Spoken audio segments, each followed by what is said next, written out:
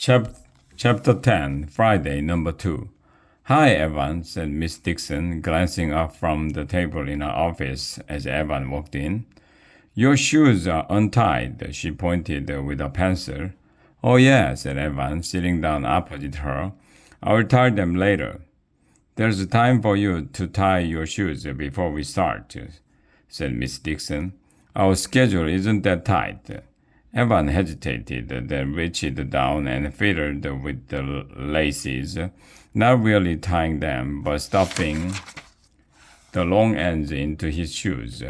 Walking in shoes that were untied was proving difficult, but Evan was determined to make it through the day. He slouched in his chair. Sit up, said Miss Dixon kindly. You can't concentrate with a machine spine.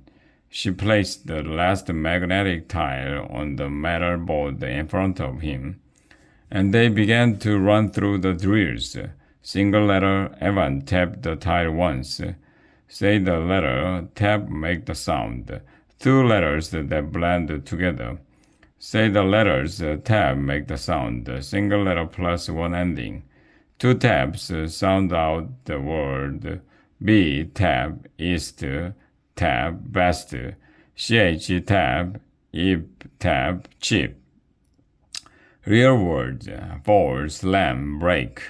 Nonsense words, soul, crisk, laughed. Words Evan knew and words he didn't. The point was to be quick. Keep moving through the letters. Keep moving as the tiles lined up, words appearing and disappearing. Miss Dixon's hands never rested, arranging and rearranging the metal tiles, and each time a satisfying dig as the tile snapped into place. Evan's fingers never rested, tapping the tiles. Make a mistake. Keep moving. Circle back. Get it right this time. Keep moving. Tap, tap, tap. Evan was used to drills. He did them in basketball all the time. Passing drills, layup drills, free throw drills. He knew how they worked. You did one thing over and over again until your body knew how to do it without even thinking. The same was true with these drills. Miss Dixon had promised him that if he drilled enough with the metal tiles, he'd be able to read out loud in class just like the other kids. You're slumping again, said Miss Dixon, leaning over to where Evan's head was practically resting on the top of the table. She caught the side of his shoes, still untied, but didn't say anything. Evan pulled both feet under the table, ashamed, as if he'd been caught in a lie. They continued tapping the metal tiles, but Evan had a hard time concentrating. He kept looking at the clock until, finally exasperated, Miss Dixon said, Well, go then, waved him to the door. Miss Dixon was a good teacher, patient, kind, funny, but even she had her limits on a hot summer day. Evan took off so fast he almost lost a shoe. If anyone had told Evan after the frisbee on the roof incident that Reed was going to welcome Evan into his circle of friends, Evan would have said, You're nuts. That kid hates me, and I hate him. But Evan was coming to realize that friendship in middle school was different from friendships in elementary school. In middle school, it was more like a battle strategy. It was more like a World of Warcraft. Alliances were formed, alliances shifted. People were thrown out of the circle and then made room for others to join. That Monday morning, after the frisbee on the roof incident, Evan had realized that puke was out. Although no one said why, and Reed was making a big deal out of including Evan in the group. Maybe just to make puke feel extra bad for what he's done. Reed even shortened Evan's nickname to Goose, which sounded alright, maybe even a little cool. There'd been a famous baseball pitcher for the New York Yankees nicknamed Goose, so that was okay with Evan. All day and the next, Reed had gone out of his way to joke around with Evan. In a nice way, he'd invited Evan to come with them to the soccer nets during their outdoor break, and even told Twitchy to move over so Evan could hang next to him. Evan didn't know what to make of it. But there was one thing he was sure of. It was way better to be on Reed's good side than to be on his bad side. Suddenly, all the teasing, all the shoving, all the out of nowhere tripping and non-stop name calling stopped. Instead, there was invitations to get pizza after school, to stop at the drugstore to buy some candy, to hang out on the field throwing the faded orange frisbee around. Evan didn't understand it, but he knew a good deal when he saw one, or at least a better deal.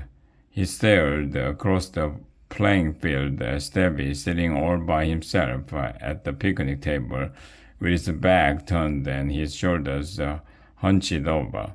I'm so glad that's not me, thought Evan.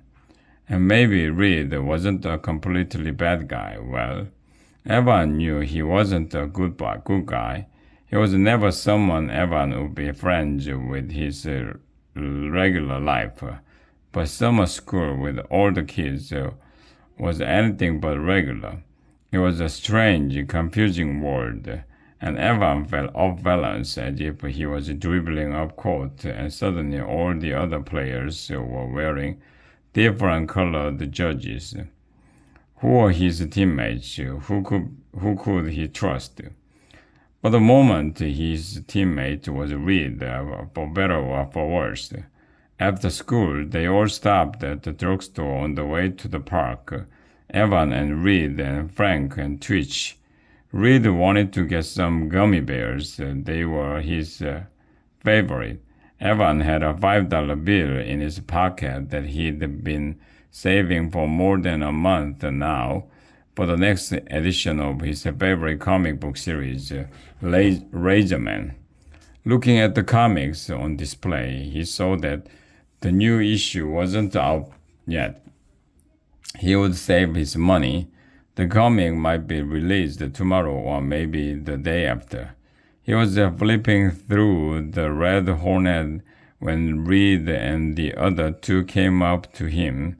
Reed leaned in and whispered, "We're all stealing something, doesn't matter what, but you gotta do it." "He'll never do it," said Frank. Twitch laughed. "He'll do it," said Reed quietly, and as Frank and Twitch headed for the door, Reed whispered, Don't mess this up, goose boy. We are watching you." And just like that, Evan saw how quickly it could all go back to the way it was. He would be Stevie again, sitting at the picnic table. Evan had never stolen anything in his life, not from a store, not from a friend. There was real stealing. Yeah, sometimes he would sneak the last French fry off Jessie's plate if she wasn't looking. And sometimes he and his friends would swipe each other's shoes or something, just for a laugh. One time he'd found a dollar bill stuck inside a library book, and he kept it. He never even told his mother. Was that stealing, or was that the rule of finders keepers? But he had never shoplifted anything from a store. That wasn't who he was, and he knew it.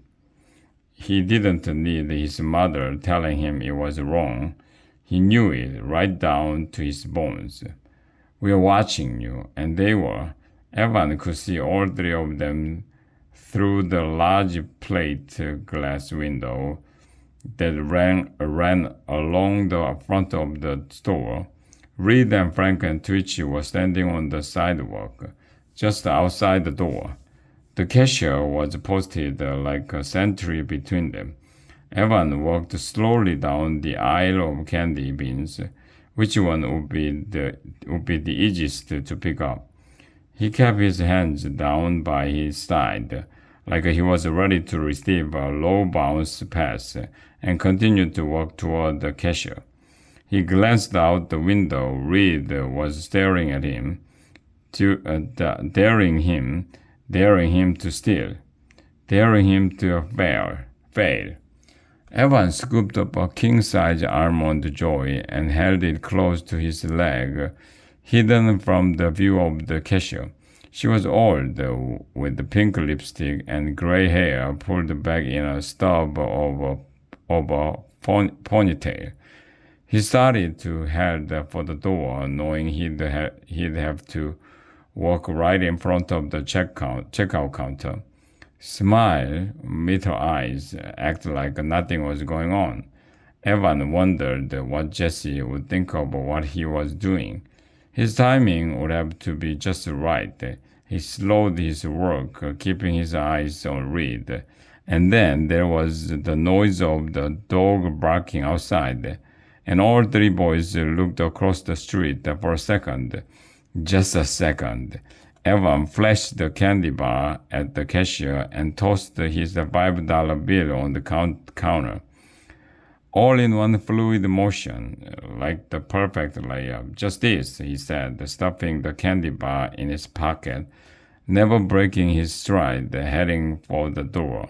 It doesn't cost that much, she said. You've got change. But Evan didn't stop. He walked out the door and said to Reed, "Let's get out of here." And all four boys hurried through the parking lot and jumped over the low fence that put them one street over. After showing the candy bar to Reed and the others to prove he had swiped it, he didn't eat it. It rested in the side pocket of his cargo shorts, a slight weight that set his whole frame off balance. He would never eat it. He knew that. Just knowing it was in his pocket made him feel sick.